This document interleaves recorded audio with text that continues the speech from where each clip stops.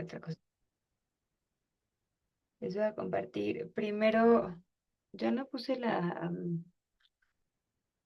indicaciones de la actividad en lo que vamos a usar ahora para la presentación. Ay, Dios. Eh,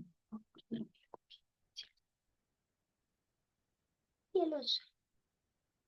Así que se los voy a compartir directo de de la página web.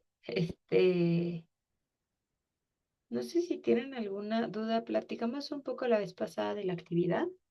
Eh, Me la voy a echar muy rápido. Esta vez toca hacer un ensayo. Eh, Toca relacionar el incidente crítico, pero les está poniendo en algunas de sus em, retros. No he terminado de calificarles de la primera actividad, así que una disculpa. Por eso les decía que esta semana he tenido unos días muy saturados entre la semana pasada eh, y esta semana entre exámenes, concursos, talleres y cosas. Em, entonces ando un poco corriendo. Espero esta semana ya me termine de dar tiempo. Mañana tengo todo el día de trabajo desde casa. Entonces espero terminar de hacer mi tarea con ustedes para que lleguen ya como a a la siguiente entrega con toda la retro. Pero bueno, yo decía de las retros que les he puesto que desarrollen un poquito más el enlace, la relación eh, del incidente crítico con lo que están contestando. De pronto la relación que hacen termina siendo un poquito superficial, lo mencionan cosas o lo mencionan en la introducción, pero al rato que empiezan a desarrollar el texto, eso como que ya no lo tocan. Entonces, la primera es importante tratar de recordar que estamos o que vayan recordando de estar hablando del incidente crítico. Yo quizás no he hecho mucho este énfasis de estar relacionando el incidente crítico con el contenido, entonces voy a tratar de poner un poquito más de cuidado para las siguientes sesiones, em, como de subrayar esta relación para que también para usted pueda ser más fácil o jalarla a la siguiente, ¿no? A sus respuestas de las actividades. Pero bueno, entonces toca hacer un ensayo en donde relacionen el incidente crítico em, eh, con ¿no? las preguntas y etcétera que se les plantea. El ensayo va sobre la importancia de la igualdad de género como un derecho fundamental y considerar la interseccionalidad y la transversalidad de la perspectiva de género en diferentes programas y políticas públicas. em, para lo voy a leer tal cual, para una argumentación profesional sobre la construcción social de género. Básicamente lo que tengo que hacer es em, responder, ¿no? ¿Por qué ve la igualdad de género como un derecho fundamental o la importancia de la igualdad de derecho como la importancia de la igualdad de género como derecho fundamental, perdón, y considerar la interseccionalidad, como cuáles son estas otras características que se atraviesa por ahí, sobre raza, clase, discapacidades, etcétera, y no, eso por un lado, como todas las cosas que están relacionadas en las experiencias de las personas, y por otro lado, lo importante que sería o que es que haya una perspectiva de género que sea transversal. Es decir, que no solamente se plantee em, desde una idea o como un marco teórico o como una actividad específica, sino que haya cómo se mira en todos estos o cómo se puede ver en distintos sectores. Entonces, no solamente hablamos de perspectiva de género en intervención social o en proyectos sociales, sino también en el campo de la salud, en el campo del empleo, en el campo de la educación, por ejemplo. Eh, entonces, luego se plantea que podemos ayudarnos de las siguientes preguntas o enunciados. Yo lo que les sugería la vez pasada es que los pueden tomar como subtítulos. Entonces, un poco pensando también en cómo está estructurada la UCA, el contenido de la UCA, ¿no? Que hablen primero de los derechos humanos, ¿no? Como qué son los derechos humanos, por qué son inherentes, a qué nos referimos cuando hablamos que son inherentes a los seres humanos, inalienables, ¿no? Como todos estos conceptos de los derechos humanos. Em, ¿Por qué la igualdad de género es un derecho fundamental, ¿no? Como de dónde viene, cuáles son las teorías o cuáles son los marcos teóricos, digo, los marcos normativos internacionales que hablan de la igualdad de género como un derecho fundamental. Em, y qué acciones se han realizado y cuáles son aquellas que aún siguen avanzando en construcción de igualdad sustantiva y pueden hablar, por ejemplo, para hablar de desde las relaciones internacionales y el impacto del documento que les puse hace un par de, más bien para el primer plan de trabajo y que se los dejé para el segundo. Es que no lo he subido ahora que me acuerdo. Lo mandé, pero no se los he subido. Una disculpa, ahorita se lo subo.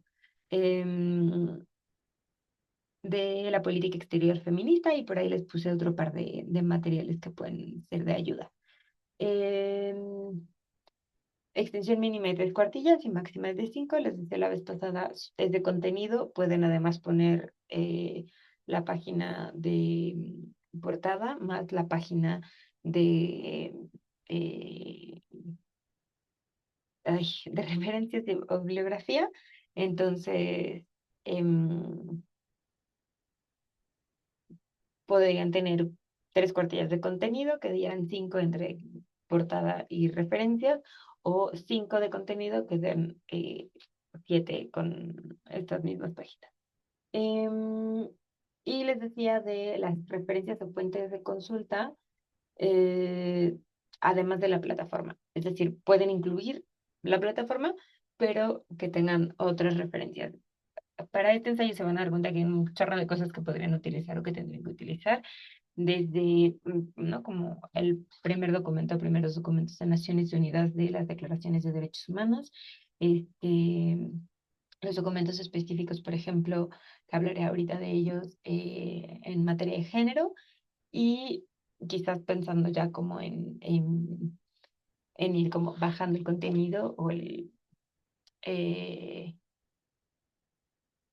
los ejemplos a como algunos otros textos, pero en principio eso, y por supuesto recordarles que es importante, además de estos documentos internacionales y globales, que es súper importante que conozcan, al final son internacionalistas y estos se van a volver como una parte fundamental de sus prácticas, seguramente, como de su práctica profesional. Em, pero además, como ayudarse de textos académicos, ya les había mandado por ahí un par. eh, Se los puedo volver a mandar si quieren o échenle un ojito a mis primeros correos, que vienen otros materiales también de apoyo que pueden ser importantes. Este, y ya, un ejemplo de estos documentos que pueden utilizar serían estos, ¿no? De la CEPA, de la CEDAW, CONAPRED, la CNDH, la Convención Belén do Pará, la Ley General, y estos son em, no todos, o sea, como más bien documentos desde de convenciones y mecanismos nacionales e internacionales, pero como les decía, tener una cosa más, em, más bien complementaria, estaría muy bueno. Como ayudarse también como de algún análisis teórico, etcétera. Práctico incluso. Vaya, vi que hay algunas por ahí que ya mandaron su tarea. ¿Dudas hasta aquí de la actividad? ¿Qué es lo que tendrían que hacer, etcétera?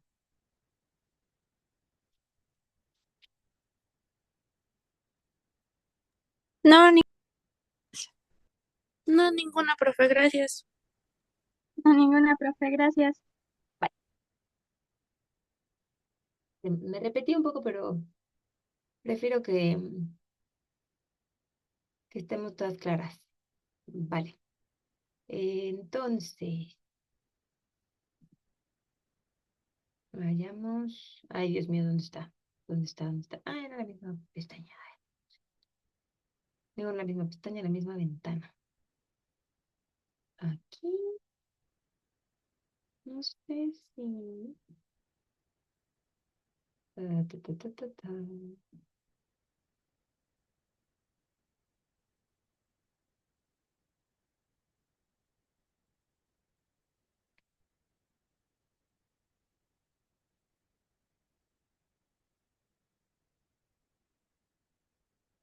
Esta página me parece una maravilla para hacer presentaciones.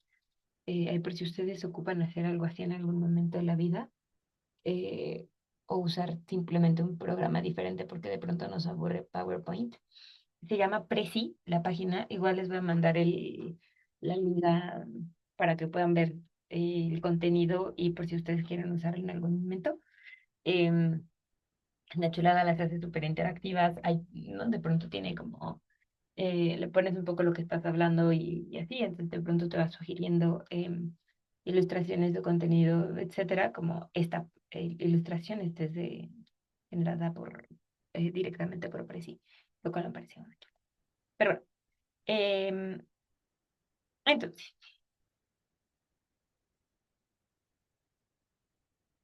ay Dios mío, como, para que avance.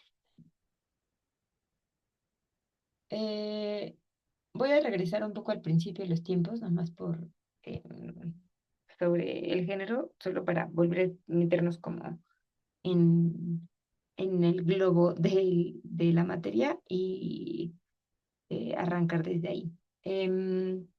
Decíamos la vez pasada, bueno, desde las primeras sesiones, em, que el género se refiere a estas construcciones sociales, culturales y psicológicas que definen cómo nos comportamos hombres y mujeres y las disidencias. No se limita a la parte biológica, no viene solamente de ahí, no se refiere, más bien, justo el género no se refiere a eso, sino más bien habla de estas otras cosas que conforman la identidad, la expresión, las expectativas culturales, sociales, etcétera.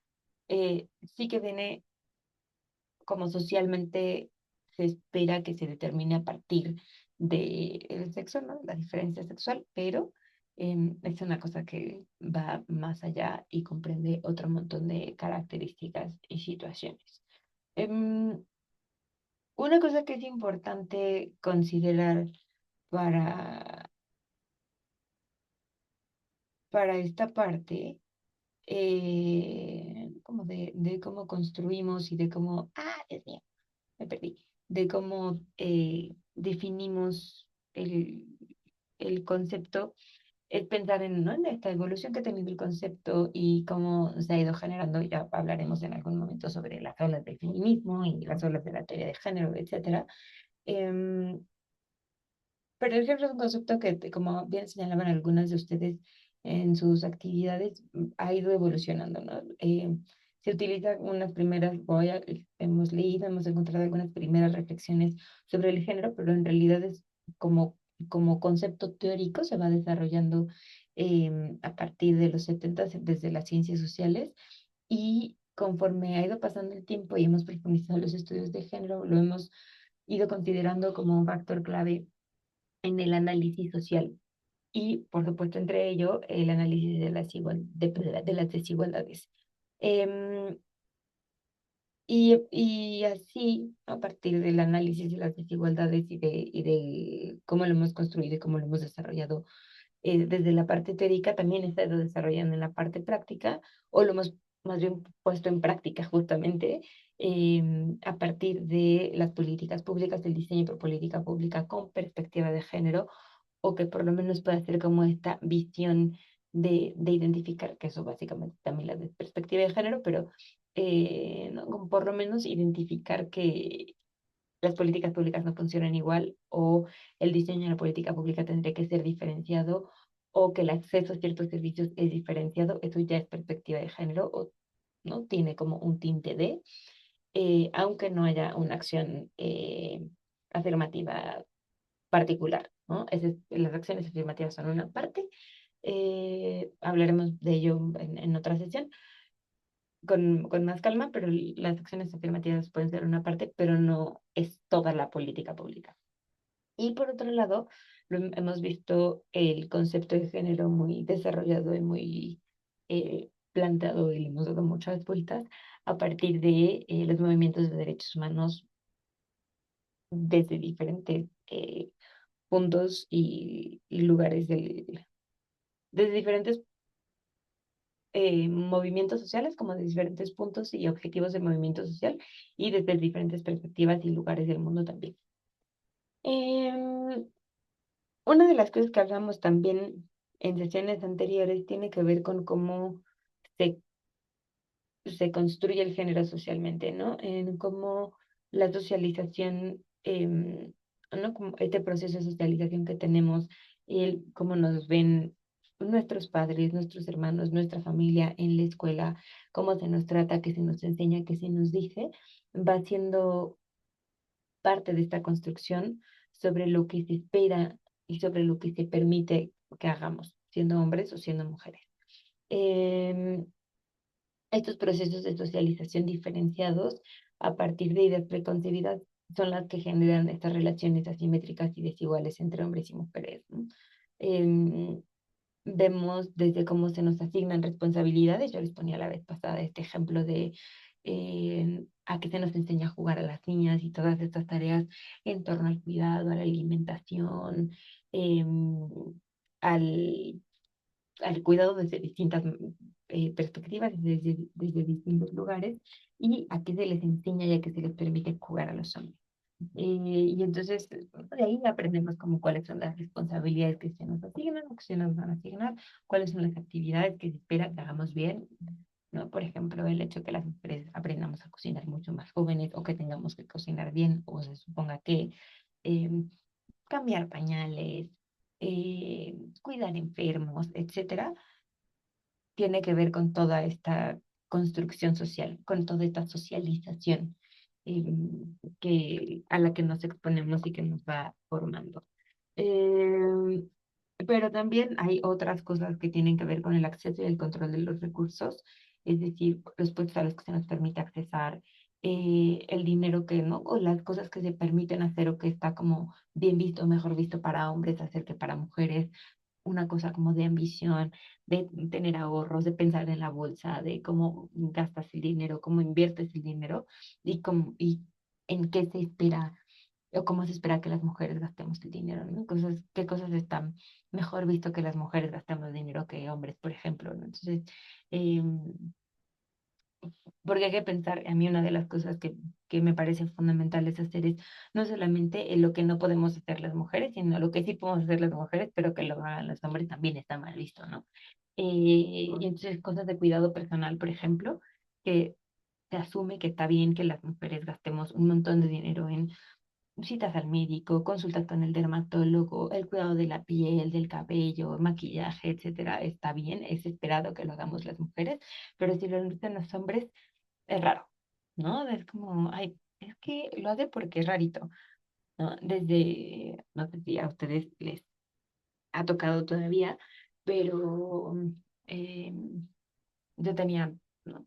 O tengo amigos, conocidos, etcétera, que usan que usan protector solar en el cuerpo, sobre todo en la cara, y es como, ay, o usan protector solar con color y eso ya sé, o sea, el protector solar como quiera porque dicen los médicos que se tienen que usar, pero ya con color para que no se te ven las manchas, ¿no? Las cicatrices del acné o así, pues es porque es como rarito, ¿no? O hay como toda una cosa que se asume alrededor, o que se hagan las uñas, que no, ¿no? Que no traigan las uñas súper maltratadas, que vayan a manicure, que vayan al médico, que gasten bueno, que inviertan como invertimos nosotras en cuidado, en productos de cuidado del cabello o de la piel, o etcétera. Y estas actividades del uso y el control de recursos también, que a los que los hombres se les ve raro cuando hacen ciertas cosas, pero a las mujeres, ¿no? Y que más bien si nosotras no lo hacemos, es como rarito. Em, y por otro lado, tenemos todas estas oportunidades de tomar decisiones y de acceso a estos puestos de toma de decisiones de los cuales a las mujeres se nos ha expulsado al final, ¿no? O no se nos había permitido el acceso hasta muy recientemente y esto tiene implicaciones en cómo se toman las decisiones, qué perspectivas priorizan, cuáles son los puntos que se consideran más importantes, etcétera. Em, este es un esquema que a mí me gusta mucho, que es del Instituto Jalisciense de las Mujeres, eh, que básicamente resume todo lo que hemos platicado, pero me parece como muy útil para para ilustrarlo. ¿No? Esta construcción social de género o el género como constructo social o como construcción social tiene que ver, voy a repetirme un poco con lo que he dicho ahorita y estas sesiones, que son este conjunto de valores, normas y tradiciones sobre lo que es ser hombre y lo que es ser mujer. Cómo estas ideas van variando de acuerdo a la sociedad y la cultura, cómo puede cambiar de acuerdo con la evolución sociocultural, cómo esto marca el comportamiento y habilidades, actitudes adecuadas para hombres y para mujeres. Se aprende a través de la socialización, es decir, como les decía ahorita y les decía la primera sección, a partir de estas cosas de contacto, a partir de estas cosas que te validan o que te rechazan, a partir de si te aplaudo o te regaño, te castigo o te expulso por hacer ciertas cosas. Em, una cosa que es importante es que estas ideas preconcebidas pueden ser modificadas a partir de, como vemos en la esferita amarilla, cambiar de acuerdo a la evolución sociocultural, em, y a partir de las cosas que vamos validando como sociedad. Esta misma parte de cómo se aprenden a través de la socialización, también tenemos cierto poder y cierta agencia, perdón, sobre esta como capacidad de actuar sobre esta construcción social de género en nuestros espacios más cercanos, por ejemplo. Entonces, mi invitación siempre es como tratar de cuestionarnos qué es lo que estamos permitiendo, qué es lo que estamos eh, como repitiendo y a qué le ponemos peros. Em, Aunque se nos haga que de pronto el espacio, nuestro espacio de acción es muy micro, creo que sí tenemos cierta capacidad y cierta responsabilidad para actuar, em, que creo que siempre es importante tomar.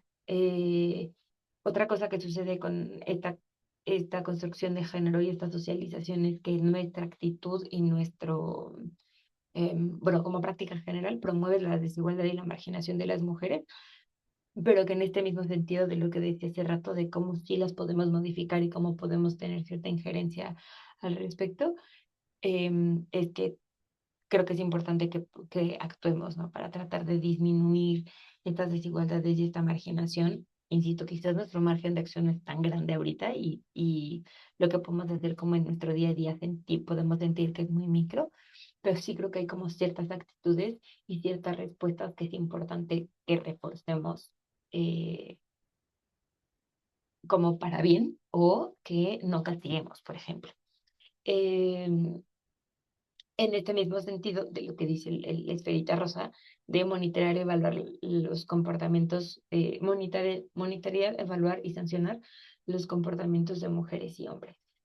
Entonces, en lugar de decirle a un niño como, eh, no llores, porque llorar es de niñas, o llorar es de maricones, o llorar es de lo que sea, validar, ¿no? El llanto como una expresión válida y aceptable de emociones.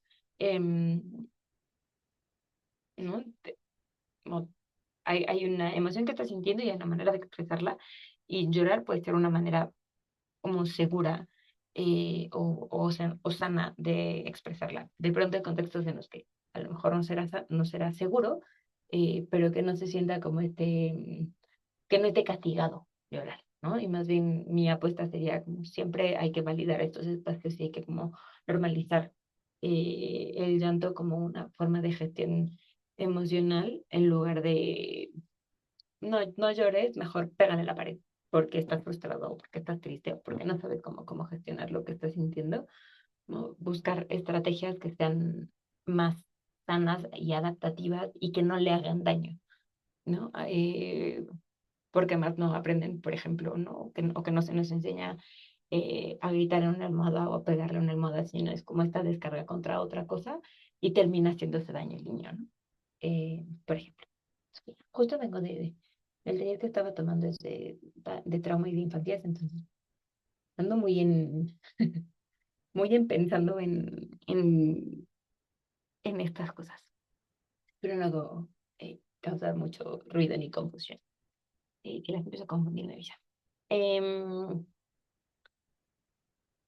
Ahora bien, la importancia de la perspectiva de género, es poder identificar y combatir estas desigualdades, ¿no? Nos permite comprender cómo estos factores como la raza, clase, orientación sexual afectan la experiencia de género y promueven la inclusión. Es decir, leí la diapositiva en lugar de acordarme de qué era lo que iba a decir, neta. Entonces, mm, una de las líneas que se les pide que hagan, que aborden, atiendan en esta actividad es la interseccionalidad. Y la interseccionalidad, como les decía en algún momento, como muy al principio de los tiempos, de manera muy general, y que vamos a ver con más detalle en creo que es la siguiente sesión, si no mal recuerdo, tiene que ver con la interseccionalidad, con todos estos otros factores que juegan un papel importante en la vida de las personas. eh, que normalmente lo que provocan es que sean discriminadas, que sean excluidas o que no sean consideradas en ciertas prácticas o en ciertos espacios. Em, y estos factores pueden ser la raza, la clase, la orientación sexual, em, discapacidades, edad, etcétera.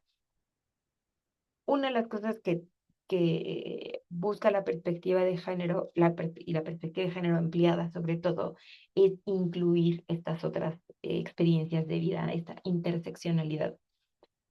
Y hago énfasis en que esto es como una ola posterior, porque las primeras olas de género no consideraban esto o no lo consideraban de manera tan abierta. Había una mirada mucho más centrada tal cual en la experiencia de género. Cuando se empezó a ampliar, se hablaba más bien eh, de los retos de las mujeres racializadas, sobre todo las mujeres negras, pero ha habido un montón de conversaciones y de discusiones desde entonces en las que estamos considerando otras cosas, ¿no? Em, en cómo son discriminadas, por ejemplo, las ¿no? personas o las mujeres con discapacidad, mujeres racializadas con discapacidad, las mujeres con cuerpos grandes racializadas con discapacidad, eh, las mujeres racializadas con cuerpos grandes con discapacidad, con una orientación sexual distinta a la heterosexualidad. ¿No? Como todas estas cosas van haciendo, van teniendo implicaciones en la vida de las personas y entonces lo que busca la perspectiva de género o esta perspectiva de género ampliada es tratar de abrazarlas y de comprender estas diferencias para tratar de dar soluciones a las distintas problemáticas que van enfrentando estas personas. Mm,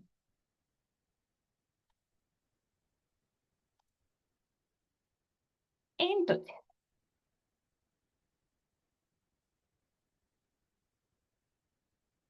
no sé qué le pasó a mi Va. ¿Dudas hasta aquí? No, ninguna maestra, gracias.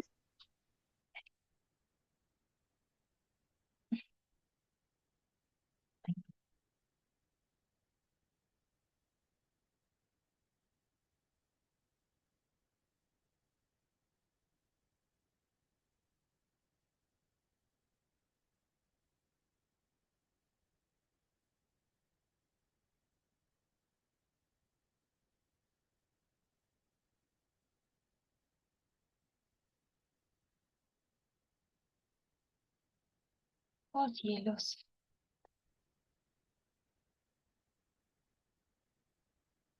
Vale.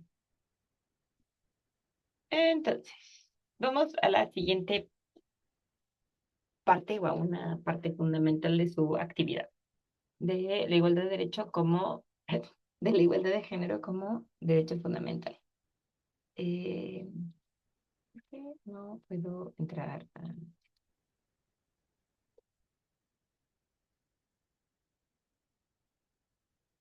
Uno de los, uno de los grandes logros, creo yo, de las luchas feministas y de la consideración de la perspectiva de género tiene que ver justo con esto, con haber logrado que el género se reconozca internacionalmente como un derecho humano esencial. Eh, Esto tiene como múltiples orígenes, eh, pero como a nivel internacional y de mecanismo y de documento, el primer documento donde hay un reconocimiento o sí. Y un reconocimiento sobre esto es la Convención sobre la Eliminación de todas las formas de discriminación en contra de la mujer, em, también conocida como CEDAW por las siglas en inglés. Y la CEDAW lo que hace es establecer marcos legales que buscan eliminar la discriminación y garantizar la igualdad de oportunidades. Eh, y este se vuelve como un pilar o una base fundamental para el desarrollo sostenible y la paz social. Eh, la CEDAW ha tenido, ¿no? como primera convención, por aquí lo tengo anotado en un segundo para no andarles diciendo mentiras, por los años, porque luego yo me puedo inventar alguna cosa. Em, la CEDAW se firma en 1979,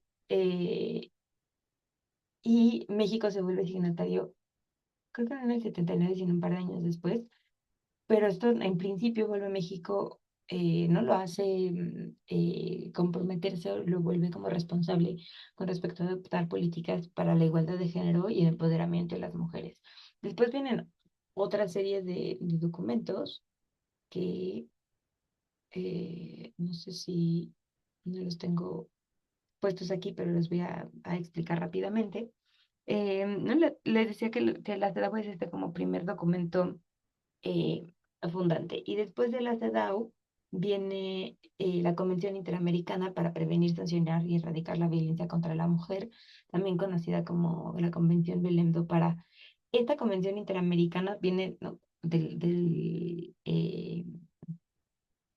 La Comisión Interamericana de Derechos Humanos. Entonces, no es como un mecanismo, como ya sabrán, este instrumento eh, regional, mientras que la CEDAW viene de la ONU.